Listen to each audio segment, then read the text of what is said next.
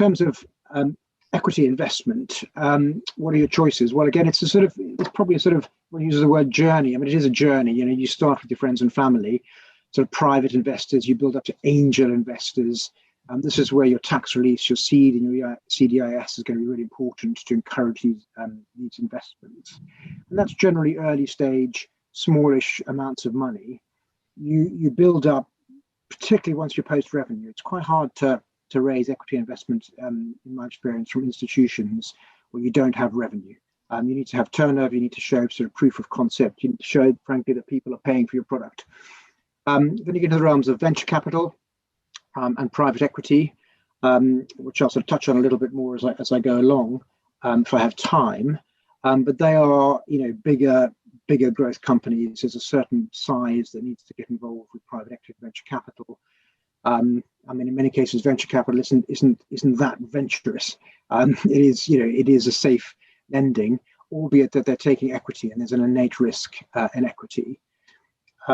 One might think about trade partners, depending of the sector you're in, particularly tech. There might be trade partners you can sort of buddy up with, get investment from, and they may be your ultimate exit.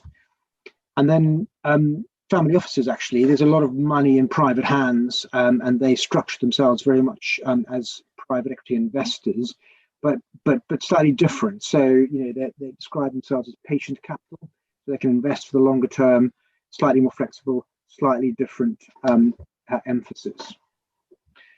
And then finally, there are listings, and obviously listings on AIM, the sort of junior market. You know, you have to be a critical size. It's a very big difference to being listed compared to being private.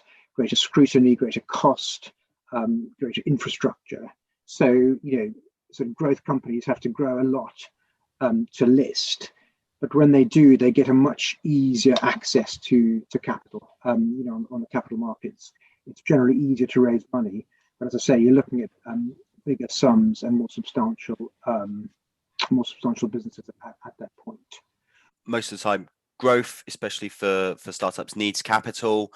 The traditional route of debt finance is not normally available for startups and companies in their growth phase.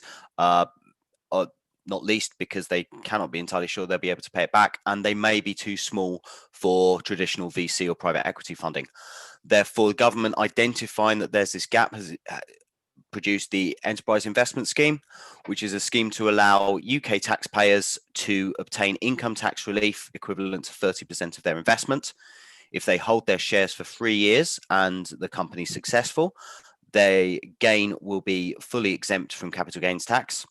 Unfortunately, not all investments are successful. So if the investors make a loss, the investors would be allowed to offset that against income tax, and that income tax is not restricted to £50,000, as with many other tax reliefs in the UK. And also, if an investor has a capital gain, such as artwork or selling a second home, they can put the gain into an EIS qualifying company, and that gain will be deferred until such time that the EIS shares are sold. For very early stage startups, there is the Seed Enterprise Investment Scheme for companies within their first 2 years. That is entitled to 50% income tax relief.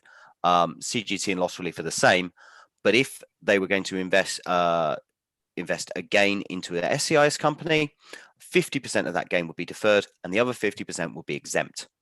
So the tax reliefs are very lucrative.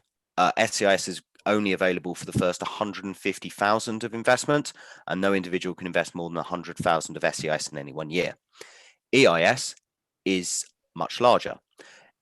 A company can raise in its lifetime £12 million of EIS relief, up to £5 million a year.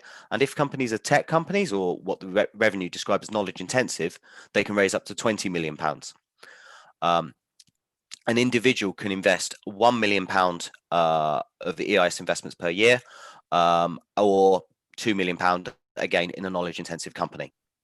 As you know, that there are also a lot of organizations that are incubators, for want of a better word. They help startups with space and resources, and ultimately they also then, when the opportunity strikes for growth and this and that, they then do take a cut in some shape or form, usually as part of the equity. There's also crowdfunding. Some parts that some people don't necessarily think about is grants, local grants, business loans, which are also available in the marketplace. So what work have they done around that? Angel investor groups. Typically, angel investors either acting on their own or in sync as a kind of consortium will have done a lot of due diligence on proposals before they even get to be seen by the angel investors. And then ultimately, a grown-up version is more venture capital and private equity groups. So, again, when investors are looking at it, either through various means, typical types of investment could be, as I said, through local grants, loans even that are convertible into equity in the short or medium term, and then equity in terms of voting rights, preference shares, share options, which may be applicable to employees.